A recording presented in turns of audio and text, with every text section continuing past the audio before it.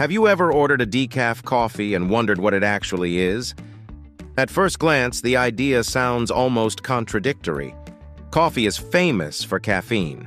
It's the reason millions of people reach for a cup every morning to wake up, stay alert, or power through a long day. So what exactly is decaf coffee? Is it completely caffeine-free?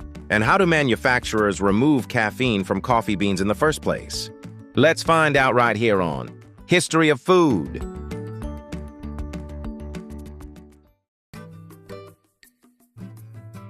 The story begins with caffeine itself. Caffeine is a natural stimulant produced by more than 60 different plant species as a form of chemical defense against insects. In coffee plants, caffeine is found inside the beans, which are actually the seeds of coffee cherries. When we brew coffee, caffeine dissolves into the water and enters our drink, where it affects the central nervous system, helping us feel more awake and alert. For many people, caffeine is a welcome part of daily life. But not everyone wants its effects. Some people are sensitive to caffeine and experience jitters, anxiety, rapid heartbeats, or difficulty sleeping even after a small amount. Others may be advised by their doctors to reduce caffeine intake. Yet many still enjoy the rich flavor, aroma, and ritual of drinking coffee. That's where decaf comes in. One of the biggest misconceptions about decaf coffee is that it contains no caffeine at all. In reality, decaf coffee still contains a small amount of caffeine. In most countries, coffee can only be labeled decaffeinated if at least 97% of its caffeine has been removed. That means a typical cup of decaf may still contain between 2 and 15 milligrams of caffeine, compared to roughly 80 to 120 milligrams in a regular cup. It's a dramatic reduction, but not a complete elimination. The next question is even more fascinating. How do you remove caffeine from a coffee bean without destroying the bean itself? The answer lies in a surprisingly sophisticated process that happens before the beans are roasted. Since caffeine is water-soluble, manufacturers can extract it while trying to preserve the hundreds of flavor compounds that give coffee its distinctive taste. One of the earliest decaffeination methods was invented by German coffee merchant Ludwig Roselius in the early 1900s. According to popular accounts, a shipment of coffee beans accidentally became soaked in seawater during transport. Roselius noticed that the beans had lost much of their caffeine while retaining much of their flavor.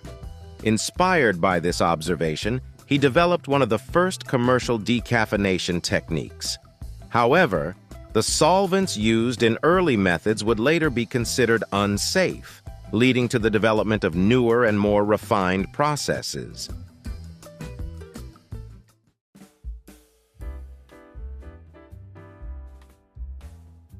Today, several different methods are used around the world.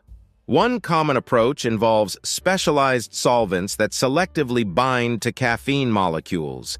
The beans are first steamed or soaked to open their structure, allowing the caffeine to be extracted. The solvents remove the caffeine while leaving most flavor compounds behind.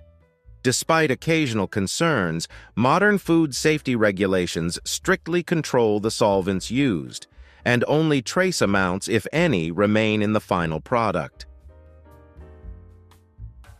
Another popular method is known as the Swiss water process. Despite its name, it was actually developed in Canada during the 1970s. This technique uses only water, temperature, and time. Coffee beans are soaked in a solution rich in coffee flavor compounds. Because the solution is already saturated with flavor molecules, caffeine naturally migrates out of the beans while many of the flavor compounds remain. The caffeine is then filtered away using activated carbon filters. The result is a chemical-free decaffeination process that has become especially popular among consumers seeking a more natural option. Perhaps the most high-tech method involves carbon dioxide. In this process, beans are placed in a pressurized chamber where carbon dioxide acts as a solvent that selectively targets caffeine molecules. Because carbon dioxide can be carefully controlled, it often preserves flavor exceptionally well. Some coffee experts consider it one of the most effective methods for maintaining the original character of the bean. But does decaf taste the same as regular coffee? The honest answer is that it depends. Since caffeine is removed before roasting, some flavor compounds can be affected during the process. Historically, decaf earned a reputation for tasting flat or dull. However, modern decaffeination technology has improved dramatically. High-quality decaf coffees today can be surprisingly difficult to distinguish from their caffeinated counterparts, especially when sourced from premium beans and processed carefully. In fact, specialty coffee roasters have increasingly embraced decaf in recent years. Rather than treating it as an afterthought, many now select high-quality coffee beans specifically for decaffeination. This has led to a new generation of decaf coffees that offer complex flavors ranging from chocolate and caramel notes to fruity and floral characteristics. Another interesting fact is that decaf coffee still contains many of coffee's beneficial compounds. It retains antioxidants, such as polyphenols, which researchers have studied for their potential role in protecting cells from oxidative damage. While caffeine receives much of the attention, coffee is actually a chemically complex beverage containing hundreds of bioactive compounds beyond caffeine alone.